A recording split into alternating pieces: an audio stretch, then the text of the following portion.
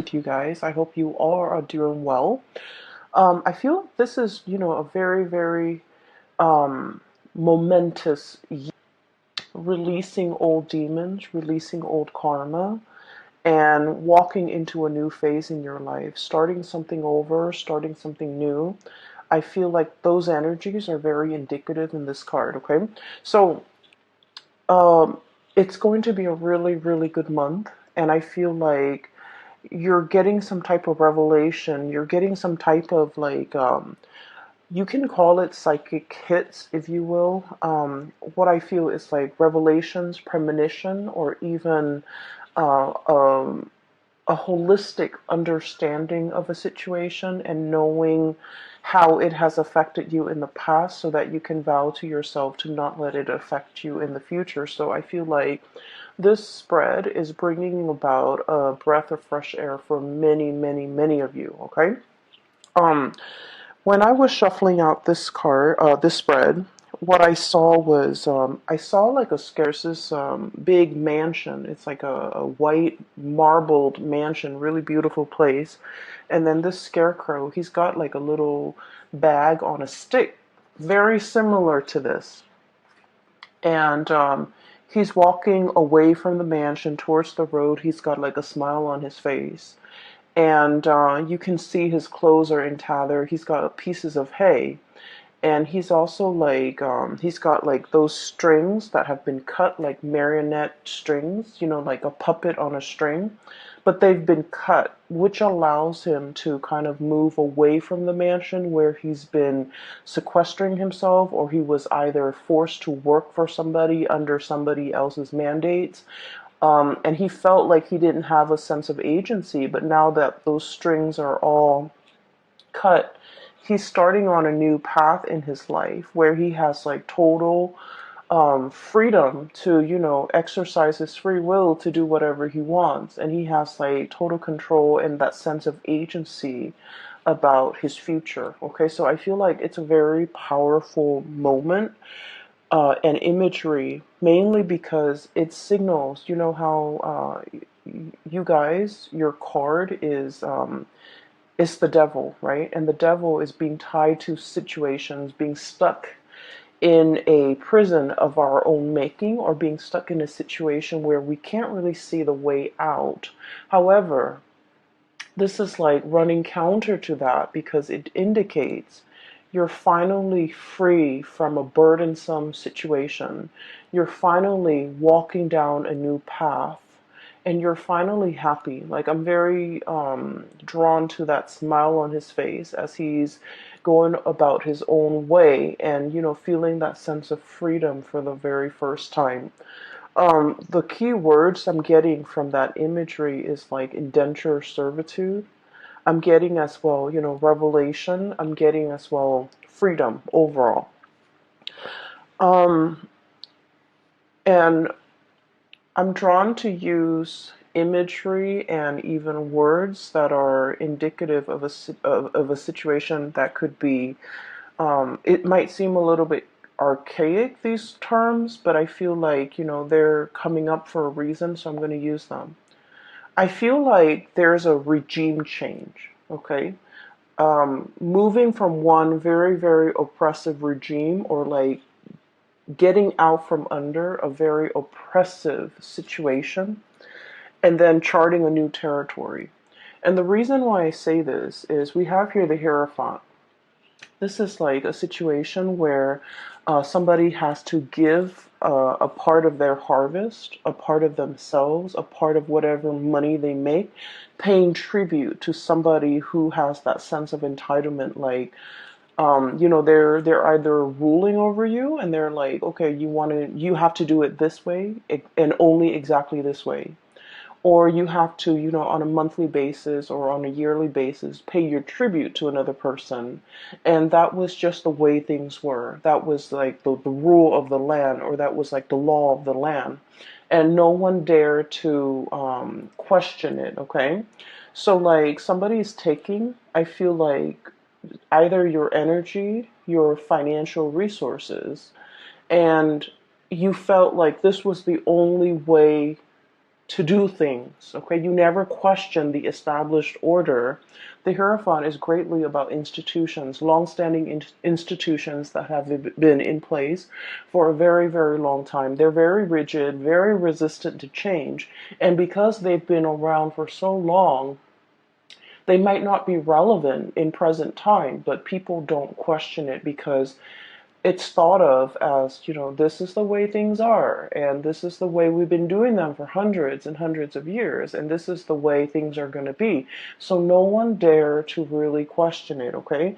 But it creates, I feel, a very oppressive atmosphere, and it creates almost like an unfair sense of balance when it comes to I almost feel like the poor giving to the rich. And I almost feel like, whoever's on top is exploiting the situation and exploiting the fact that others have to pay homage or have to pay tribute out of their own pockets in order to gratify somebody else on top.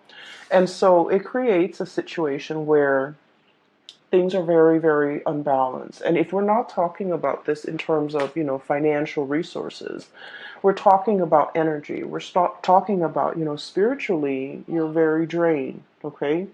This was a very oppressive system. Whoever is writing you, whoever is like ordering you around, or I also feel like whoever has been,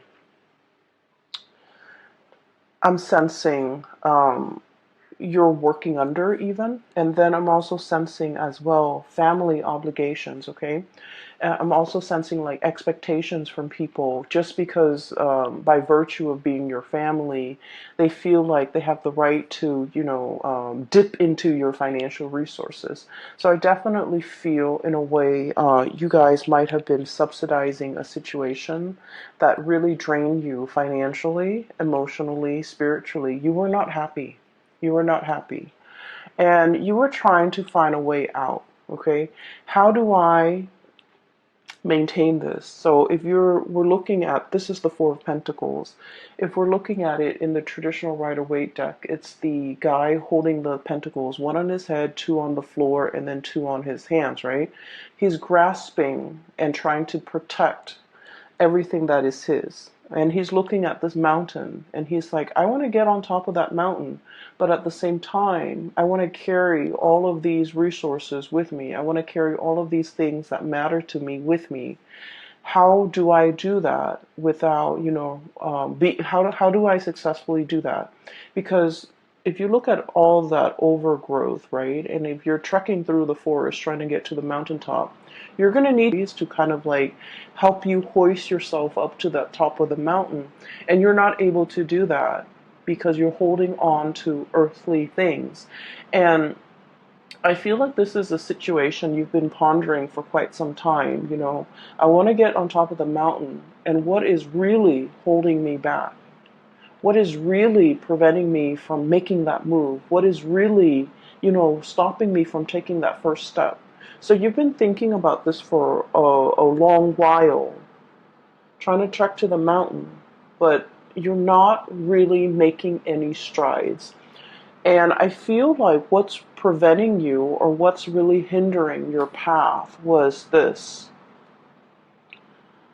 This is the Nine of Swords. Okay, this is sleepless nights, getting nightmares, overthinking, overanalyzing situations. But I also think of this card as like constantly thinking about worst case scenario, dwelling on the negatives, and the negative thought patterns. A lot of the times they turn into self-fulfilling prophecy. Okay.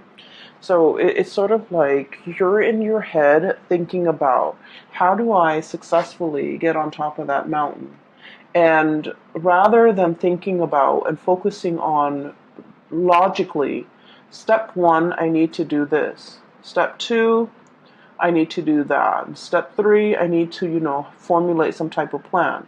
And I feel like for many of you, this process, this is like a lot of thoughts, okay? Each sword stands for like a mental thought. And I feel like for many of you, you've been mired in this situation where your demons are getting the best of you. You're thinking about problems rather than separating, each problem exists in its own little bubble. But rather than them thinking, some of these problems are outside of my control, some of them are not, and the ones that are not outside of my control, I really should focus on that. I feel like you're conflating, or you're mixing and mixing all these problems together, and they become this really embedded, right? This sense of embeddedness, all stuck together, all causing you a lot of anxiety, all seem very, very daunting. It's like, how do I get to the top of the mountain when I'm only at the base? And so as soon as you feel inspired, you're like, I'm going to do it today. Something happens to hold you back. And a lot of it is these, self-limiting talks and beliefs and thought patterns. And I feel like you are making mountains out of molehills. You're making a situation a lot more daunting than it has to be, mainly because you're not looking at problems in isolation. And what I mean by that is, let's say, first of all, you have a big plan that you want to get off the ground, right? The first thing that people logically that we should do is think about how much overhead costs, or how much costs, is associated with this. So that means you might need to do some preliminary research to figure out what your budget is and how much this project is going to cost. Okay? And then you're going to go out and kind of crowdsource, brainstorm from other people and figure out, hearing from experts or getting advice, to get a price range of how much this is going to cost, who I should talk to get this off the ground. So each of those steps need to exist in isolation. And I feel like you're jumping the gun. You want to get to the top, but you're not thinking about each of the steps that are necessary in order to get there.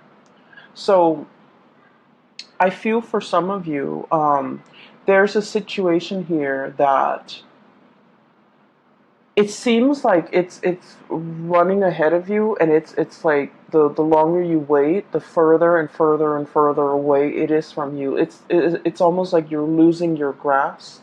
You can't really get it back. You can't really draw it back into your orbit because it's distancing itself. Okay? So I also feel like for some of you, this is a person, okay, who might be distancing themselves. And I also feel like there's a lot of guilt associated with the relationship between you and this person. For some of you, it could be a family relationship. For others, it could be like a love type of a relationship. And I feel like it's escaping your grasp. And I also feel there's a lot of guilt associated with it. Like, I should have done things differently. I should have told them how I felt. I should have, um, I should have given them the time of day, or I should have, done things just differently. I should have invested more time, more emotions into that. I should have let them know how I feel. I should have been upfront and honest with them. And I feel like, they're escaping your orbit. Okay? So I definitely feel like there's some guilt associated with it. Going back to your main storyline, what I do sense here is there is a huge, this is like impetus, this is drive, ambition. Okay, we have here the King of Wands, and this usually indicates somebody who's like in charge of their domain. He's scanning the horizon, looking out at the abundance that he has created for not only his empire, for himself, but for all the people that he rules. Okay, this is someone who's very, very responsible. The way I'm reading this energy is that you're in a great, powerful position of leadership, okay? You care about the people that have been very loyal to you. You care about their well-being. And I feel like it's almost like ruling with a very benevolent hand, okay? Understanding that I'm not going to exploit this power differential. If you do well, I do well, and our kingdom is going to do well. So understanding that even if others pay tribute to you, you can't exploit that relationship. you can't exploit the power differential to keep them oppressed. You have to kind of like take care of the people that are under you. And I feel like many of you, you're coming into a profound sense of, it's like understanding how power needs to be controlled. There was a situation here where someone in a position of power was very tyrannical, controlling, and exploited that power of position. And we're shifting away from that into a new way of doing, like a paradigm shift, where someone in a position of power is very benevolent, okay? They can be hard if they want to because the King of Wands is very much authoritative, okay? But this person is also very paternal. They take care of people. They're very loyal to their subjects, and because of that, they garner a lot of respect and trust from their subjects. They're seen as someone who is not afraid to get their hands dirty if push comes to shove. And they're seen as someone who, is constantly very vigilant, sees all, resolves problems, and really, really care about the well-being of other people. So I feel like you're understanding how power is to be used rather than abused. You're understanding as well that, taking care of the people that matter to you or the people that have been very, very loyal to you, treasuring, valuing, and being available to those people means a lot more to you now. And what's on top of this card here is the Six of Pentacles. And the Six of Pentacles this is a major, major card about karma, okay? This is a situation where the poor is paying tribute to the rich to the point where they're financially, emotionally depleted, okay? Giving to a situation where you're no longer taking care of yourself. You're just going to work. You're just getting through life in order to have the resources to pay that tribute. And now we're coming into this sense of like total rebalancing of karma, the karmic scale. Things being done the right way, okay? This is like giving back to the community, giving back to others, giving to others who are less fortunate. And this is also, it comes with a paradigm shift where we're understanding the importance and the necessity of, being a benevolent ruler. You can still rule with an iron fist, but you can still be loving and warm and gentle and benevolent. And you can also, give back to the people, especially that really need it. For many of you, I'm seeing major career changes here. Some of you might be in that corporate environment and you're just like, no, this is too taxing, too stale. I'm already at the top and I don't like the vibe. I don't like the atmosphere. I don't like the environment where it's like a social, like the climbing that corporate ladder, getting yourself to the top, and once you've made it to the top, and you have this bird's eye view, and you're just like, this is not really jiving with me. This is not where I want to be, and this is not something that I want to do long term. And so I'm seeing a major career path, a major shift where you are possibly working more at the grassroots level and thinking about what you need to do long term and what you need to kind of, what you need ultimately to be happy. And so I'm seeing some of you thinking about a major change in your career, a major shift of focus when it comes to like how do you yield power, how a good leader is supposed to rule, how to be a good supervisor, how to be a good leader, how to, inspire others rather than like oppress others. Okay, so this is really cool. Capricorns are oftentimes like seen as people who are like who are very like career ladder oriented, and they're seen as people who will throw other people under the bus and I've heard this, okay, and this is not something that I believe about you guys, Capricorn, but I feel like in the spirit of, ambition, like in the pursuit for power and wealth and prestige, we're all capable of throwing other under the bus in order to get what we want. And I feel like, being that goat on the crevices of mountains, and you never falter. You jump from one small crevice to the next, and you always land on your feet, and you know how to do it well, and you know how to do it very, very stealthily and very, successfully. But I feel like once you get to the top of the mountain, you're just like, oh, that's it, I'm already here, and you're looking for the next mountain to conquer. And I feel like there needs to be a little bit of a paradigm shift regarding, what is the ultimate end goal? Is it just to prove to myself that I can conquer mountain after mountain? Or is it, or should there be more of a humanitarian slant to the work that I'm doing? Trying to help others, trying to, um, once you're on top of that mountain, I feel like you're in the best position to tell other people what the view from that mountain looks like, okay? And you're able to tell others, I've been there and here's what I learned. And here is how you can, get there because I've been there. And here are the things that you should avoid. And I know this because I'm speaking from personal experience. So I feel like you have a wealth of experience and knowledge because you have already been there and done that. But for some reason in the past, you might not have shared this technique with other people.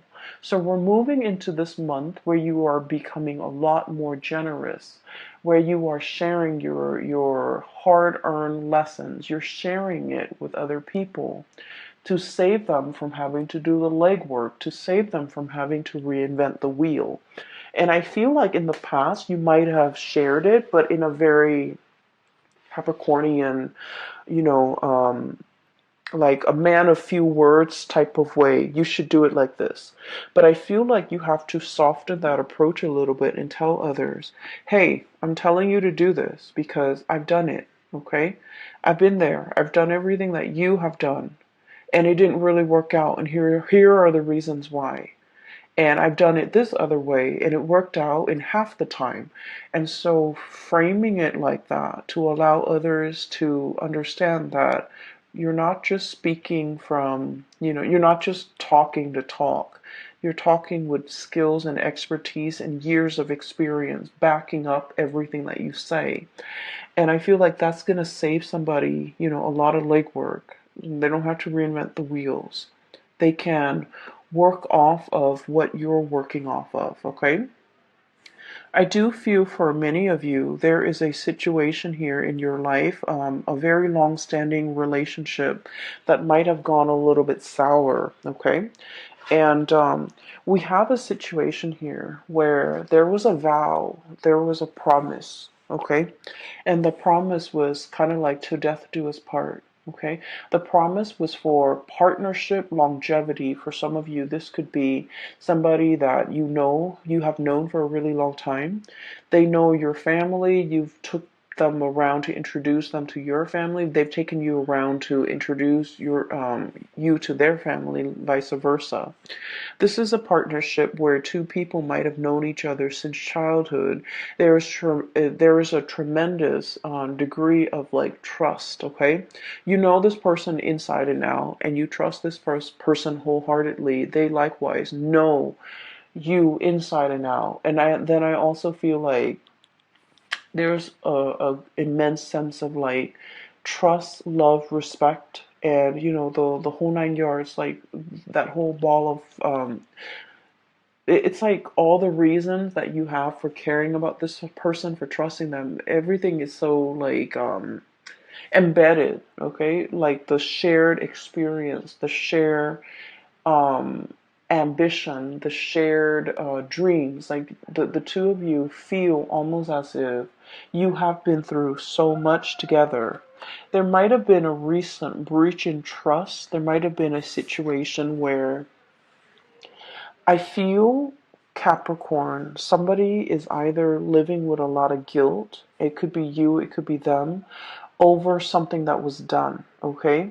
And I feel like it's sort of like, there are so many reasons why the other person trusts you and you trust the other person. But at the same time, one unexpected move, one action that is done out of character can really make you or the other person distrust the future, the viability, and the continuity of this friendship, this business relationship, or this relationship. So I feel almost like there was something that was done in poor taste, in poor judgment, and it left like a bitter taste in somebody's mouth, okay? And things can never go back to the way they were. It's like everything that was said was said. You can't take back words. It's like, the water from the chalice, from the cups have been spilled. And the other person might be the one walking away, and they're just like, I don't want to fix it. It's already spilled. I'm not going to go downstream 2 miles away to refill those cups. So I feel like there was a situation where it can be fixed, but somebody, you or the other person, is like, I wash my hands of this. I'm not putting any more time in it, and I feel like it's leaving the other party very, very, very sad, very upset. And it's also this sense of overwhelming acceptance, okay?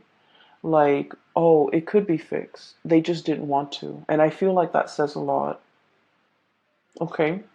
But I feel in the wake of this, in the wake of this, people leaving so new adventures can await for you, so that new boats, new ships, new people can be coming into the picture.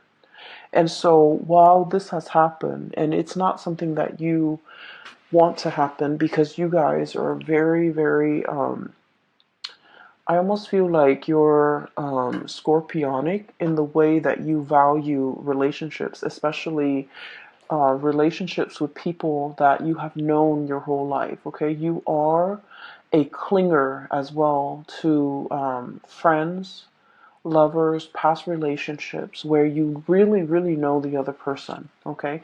That sense of like being comfortable with the familiar, okay? I feel like a lot of people are in general, but I feel like it's more so with Scorpios.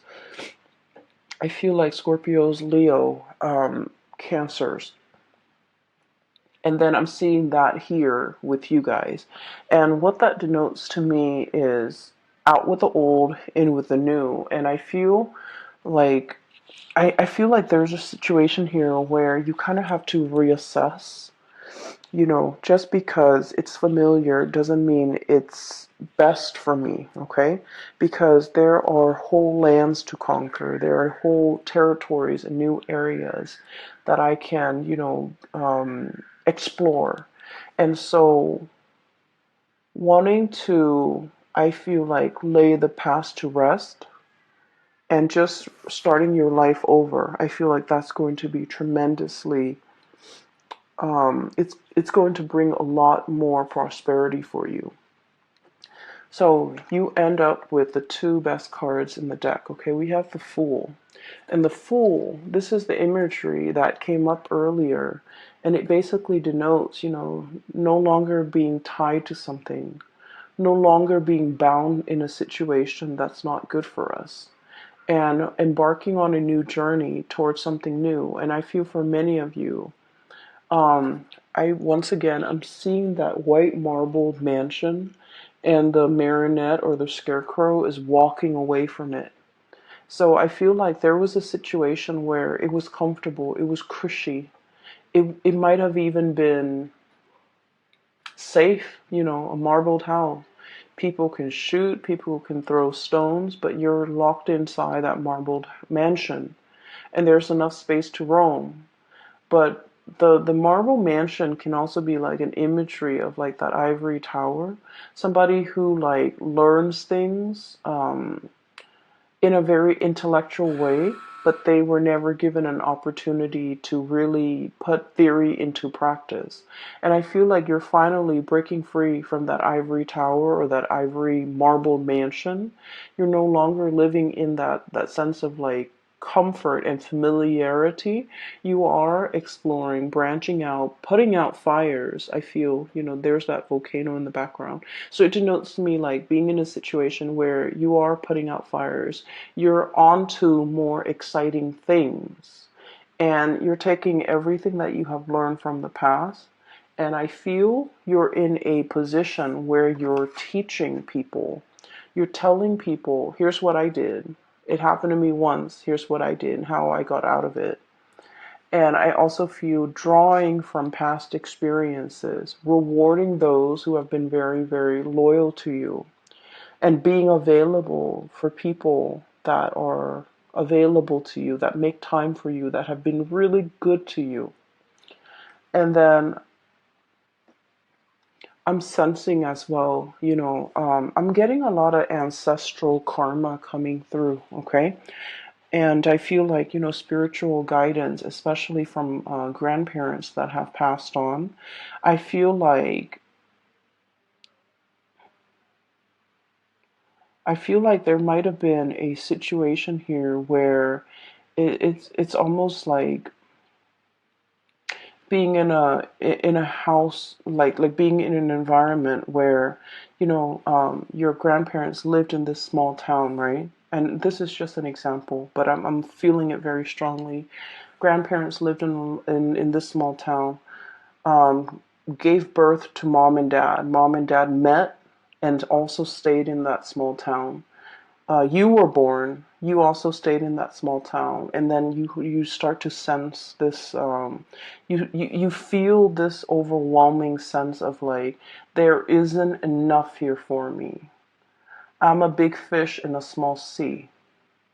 I need to develop to the best of my capabilities, and there isn't enough here for me. And then I'm also sensing as well, if you're in that situation, you're in a very good place because now you have new energy, exploration, okay? Doing something different, not knowing the destination, but knowing that I'm leaving the past behind because it's not enough for me, okay? And then I'm also sensing for some of you being in a situation where you've had to help out parents, okay? It's almost like ancestral karma, right? Um, and here's what I'm sensing. Oh, Capricorns. So here's what I'm sensing. It's like mom and dad might not have made the best choices. We all make choices based on what we're given, based on our environment, based on our education level, based on our own sense of awareness. So this is not to knock the decisions other people make. But I also feel like, they might have been in a situation where it was survival. Okay, so they did the minimum, the bare like taking care of the bare necessities. And so growing up, you felt like you lacked that guidance, you lacked that mentorship, you lacked that um, you lacked somebody holding your hand and telling you, hey, don't do that. You should do this instead because this is going to get you where you need to be. Okay, and I'm seeing, people like whose parents were, for example, whose parents were college educated, they can walk their children through the college process. So, for example, you have to take the ACT, you have to take the SATs, you have to do that by your junior year, so that by your senior year, you have to load up on all these college prep classes so that colleges will look more favorably upon you. And you have to do extracurricular activities. You should also enroll in, extracurricular activities outside of class. So, like that guidance, I feel like some of you guys didn't have that. And by the sweat of your brows, the calluses on your fingers, you've had to go about it on your own. You didn't have the guidance. You didn't have the hand holding. And so you were in survival mode. You fought your way, and you've had to do it on your own. And I feel like along the way, it's made you really strong, but I feel it might have made you a little bit callous, okay? Kind of like, oh, well, I did this, so everyone needs to be able to do it too, right? And so I'm sensing here, there's a sense of like a paradigm shift, okay?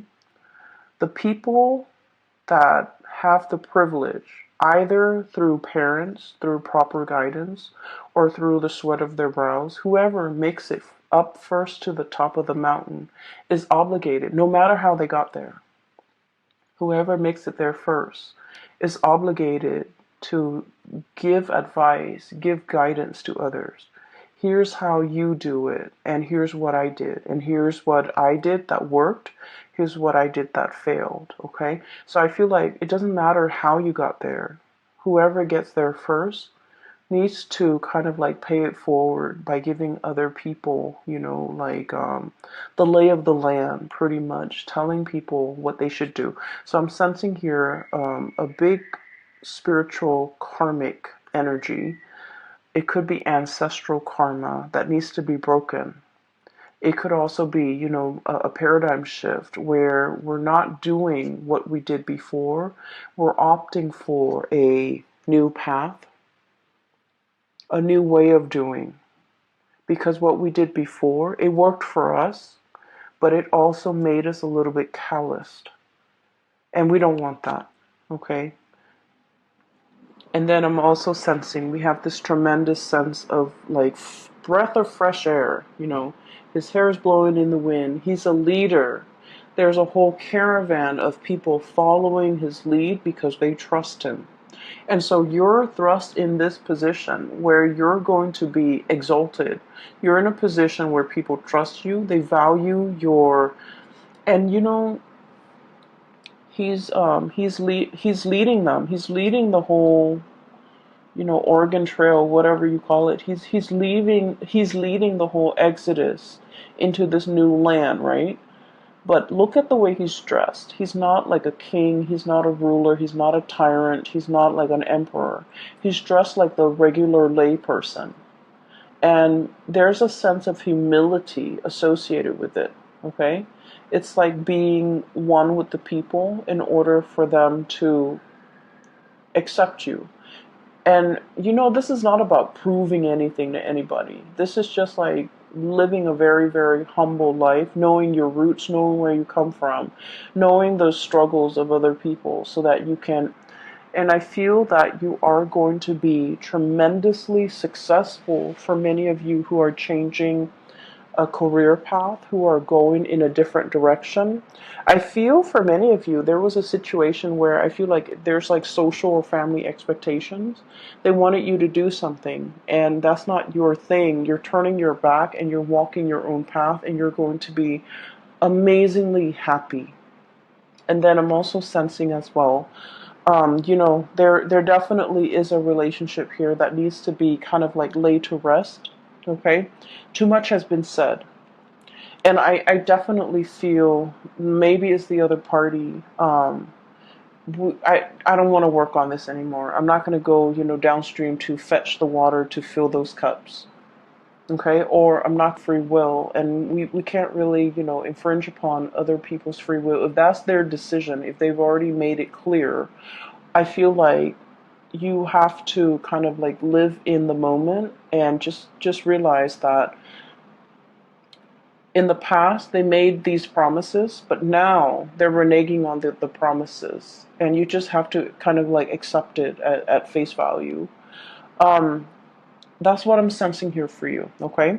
So Capricorns, I'm so glad to get in touch with you again, and I hope you guys are doing well.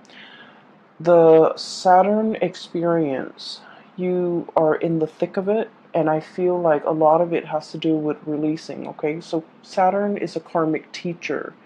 It taught us, well, it has taught you guys, but it's supposed to teach us during the Saturn transit. It's supposed to teach us areas that we need to grow in, areas that we need to mature in. And it's also like a situation where responsibilities seem like they're piling on top of you, right? Financial drains for some of you. responsibilities. And we have to be strategic about who we give our time and resources and energies to, because ultimately Saturn teaches us that we are, it teaches us our limitations. It teaches us that we are only humans. It teaches us that, no matter what position we're in, we're made of flesh and blood. We can't stretch ourselves too thin. We can't pretend like we're God. We have to, get back to our roots, get back to ourselves, and operate from that space of humility, okay? Because it restricts, right? It breaks us down to our pure human essence to realize that, I might have the fancy car and the marble mansion, but deep down I'm still human. If I drive that car too fast and I crash into a tree, I'm going to die, right? And then it also teaches us too that, I might have like $5 in the bank, and I might have like, a decrepit home, but deep down I'm human. I still have my dignity, so I'm going to walk with my head up high. So it breaks down these false